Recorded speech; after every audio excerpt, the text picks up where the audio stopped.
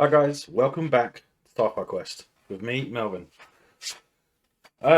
Sorry I've been putting this video off for a while, but let's talk about Picard Season 3, Episodes 3 and 4. Firstly, I want to explain something about Episode 3 because I didn't actually enjoy it that much. I think the best part of it was the ending, but the biggest letdown was they went through the quantum tunneling thing twice. The first time I could understand, it's a surprise, but the second time, why would you make the same mistake again? It just doesn't make any sense. And then going into the nebula, just going deeper, and then uh, I don't know. I mean, they finally do what Picard said to do, and and they just waited so long. And with a saboteur on board who could have got a message to the Shrike at any moment. I mean, we found out why they were tracking them, and it just doesn't make sense. You know, if they had chosen to attack, like Riker originally said, if I remember correctly, and Picard was the one that said no, don't fight. Um, I mean, it had its good bits, but then it just let itself down a lot, especially when Riker spoke to Picard like that. I mean, I don't see. This is a guy that has Riker's full confidence, and and he would not just turn around and attack his former commander in that way. I mean, literally, you know, I don't know. It's just it's just crazy. I mean, they fire the torpedoes even though the Shrike is looking straight at them, knowing that the Shrike has that technology. And to fire four torpedoes, they didn't even fire phasers. They just fired torpedoes. This is the thing that I'm not understanding about Picard at the moment. It's because one, they're firing photon torpedoes. Now, at this point in time in Picard, I would have thought that the quantum torpedo would be the standard torpedo in for Starfleet ships. That's just my opinion. Because what's the point in having the weaker, less efficient, or should I say, redundant photonic torpedoes when you've got these quantum torpedoes which are far more powerful and have the same capabilities, if not more. I mean, photon torpedoes are adjustable yields, but then aren't quantum torpedoes also the same? Don't they? Can't you adjust the yield of a quantum torpedo just the same as a photon? It just doesn't make any sense to me. Um, and firing four torpedoes at a ship that you was expecting to be facing the opposite direction. I mean, the Shrike was supposed to be looking away from them. They were supposed to be coming up behind the Shrike. As soon as they saw the Shrike looking at them, they should have gone straight into the nebula because Riker waited too long. And Vadik, I mean, she's not the best villain that I've ever seen in Star Trek, but I mean, she is intelligent. I mean, she is probably at Shinzon level of intelligence when it comes to combat tactics and strategies. But Shinzon was emotional. He had emotional reasons for what he was doing. He was, he had to get Picard to save his life in Nemesis. So, yeah, I don't understand how Riker would talk to Picard like that and then expect Vadik to be in the position that they hope she's in. Because she's hunting you. She can follow you, and she's probably more maneuverable in the Nebula. It's a bigger ship, but I mean, I would have thought that it's a warship. It's the Shrike is definitely a warship. It's not built for exploration like the Titan would be, like most Starfleet ships are, and I don't understand why they would do that as a strategy and wait. They just waited. and then they fire the torpedoes, even though the Shrike is looking straight at them, and it's even explained in there that they wasn't expecting her to be facing them. They wait, and I think Picard even says, "We waited too long." It's like, oh my god, we waited too long. But to then fire 4 photon torpedoes at what I can understand uh, is it 10-kilometer range? Do they have a 10-kilometer range or along those lines? I don't know the modern aspects of the Star Trek weapons. I mean, um, but I'm sure that there's a maximum range at some point. I mean, uh, it just doesn't make sense. But to fire the torpedoes at a ship that has that type of technology on it, I mean, it has the quantum tunneling or whatever they were calling it, and I think it's redundant now. But to fire 4 photon torpedoes, probably set to maximum yield, at a ship facing you, which has that technology, and all 4 of those photon torpedoes go into a quantum tunnel, quantum singularity tunnel, or whatever they're calling it. It's a wormhole, basically, and I just don't understand. You know, as soon as you saw the Shrike was facing you, you fire those 4 torpedoes. Would you not maneuver? I mean, I would certainly maneuver in a way that it couldn't affect me. I mean that the torpedoes might just miss, because you got to bear in mind also that the photon torpedoes are locked on the Shrike, and the tunnel opens behind the Titan, and all 4 torpedoes hit the Titan. If the Titan moved out of the way, would those torpedoes not then go carry on to the Shrike like they're supposed to? Would they not go onto the target they were onto? I mean, it doesn't make any sense. Um, I mean, visually it's a good thing, but it's just strategically and everything, it just does not make any sense to me. And I don't know, it's I just it was I didn't like it. It just really visually it was okay. The bits with the changelings, that was good, but I'm not going to go into too much detail about episode 3 because I just did not like it. I mean, it was just more of the Nebula, and it's like a strung out battle. I don't. It's just strung out too long. I mean, this is something they could have done in 2 episodes. I mean, I don't know why they wanted to wait until the 4th episode to finish the Nebula part, but I mean, this could have been done in 2 episodes. I mean, clearly, the rest of it is just filler. The parts with the changelings, yeah, that's okay, but they dramatically changed the changelings as well. I mean, yes, we know in episode 4 the changelings do need to go into liquid form, but the way that that the changelings done it, it's just I don't understand the way the changelings are written out in this. I mean, the changelings are strong. I mean, even in Deep Space Nine, I mean, if they're the same changelings, which I'm pretty sure they are, if they're the founders, then I mean, we know how much firepower is needed to take out one founder. So, I mean, one person going at hitting him and then he just brushes it off. I mean, would it not be more like Odo? You know, someone punches him in the face and he just basically turns his face into his hands. He just turns his face into his hands and then just brings him down. Would it not be something like that? More along those lines instead of an impact on the changeling's face. I just don't. I didn't like episode 3.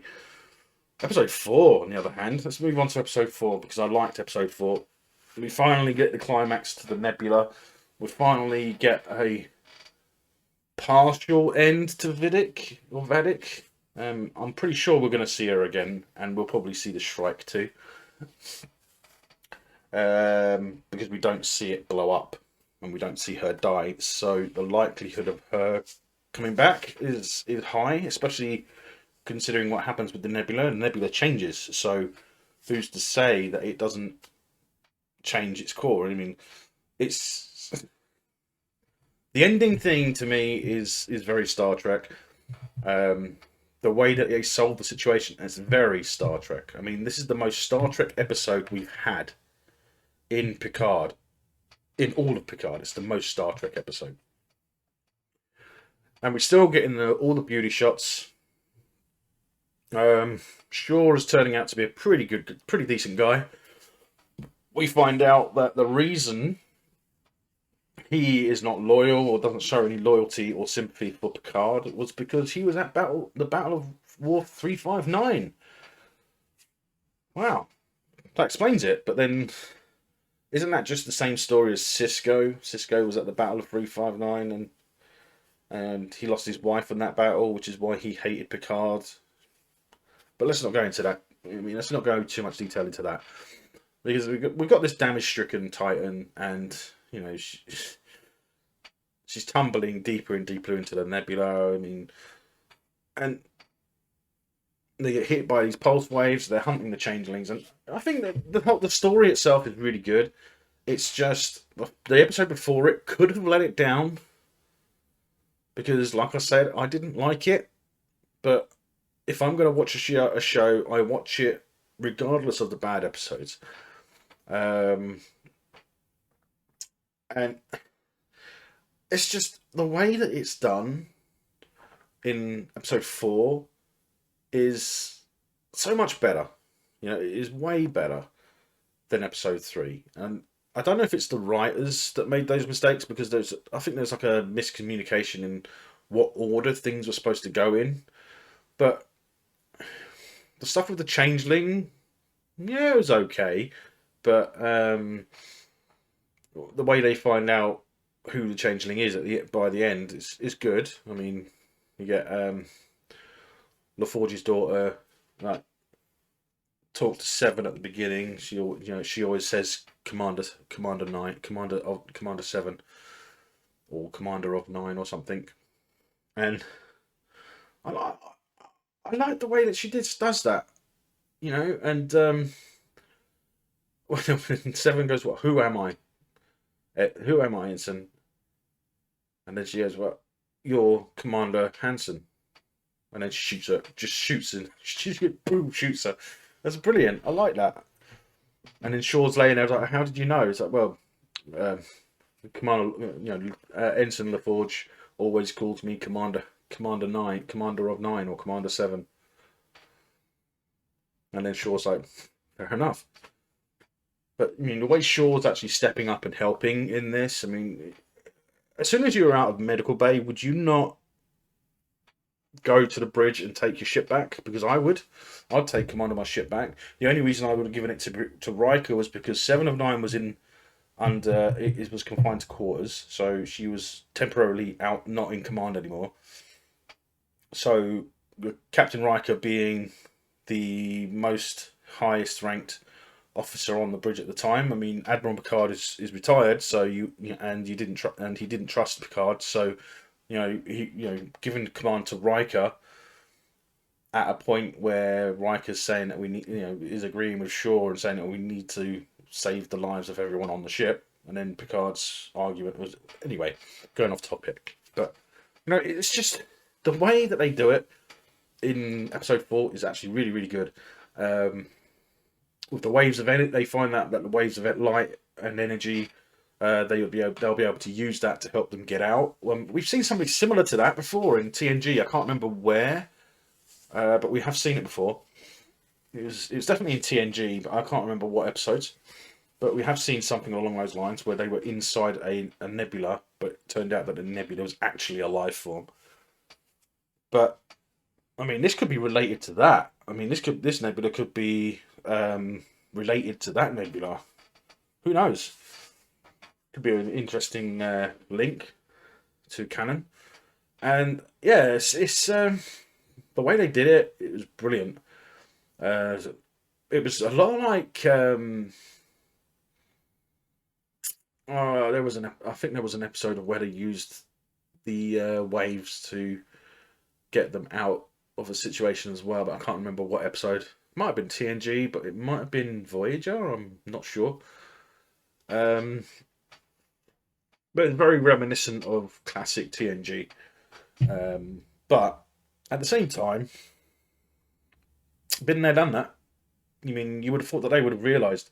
It's like they're saying that it's like a life form. It's like, oh no, it's like labour. And then Beverly comes along and says something about like contractions, like she's in labour pains and contractions and blah blah.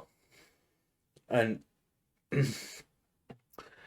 I just like it. I like the way it was done. The visuals of the ship being pushed by that wave, and then as it got pushed by the wave, the I love the way I love what Riker did. Right? The Shrike is sitting right there in front of him.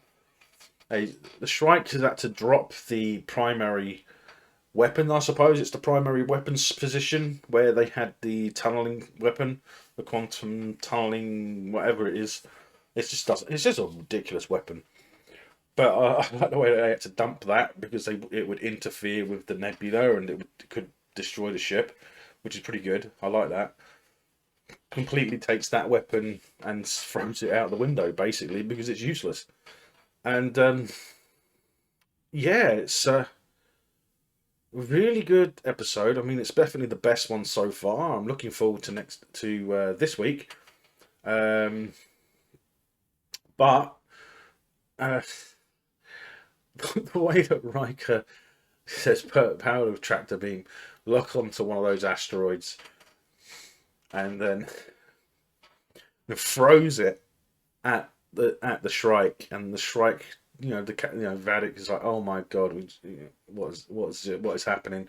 It's like, well, it's just using the strategy that Vadik used on them in episode 1.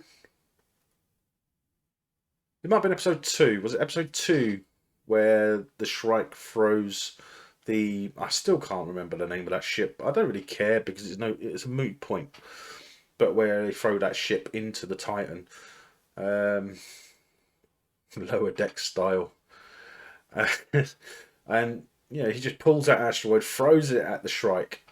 And the Shrike gets hit. And you see the impact. You see it penetrate the shield. You see it hit the hull. But you don't see catastrophic damage. It's mainly shield impacts and maybe some secondary impacts, but no actual heavy damage. Inside they go inside and they say that they got the warp core is shut down. But they also say the warp core is shut down, but the warp core is going to breach. Which is that a contradiction? Am I right in thinking that that's a contradiction?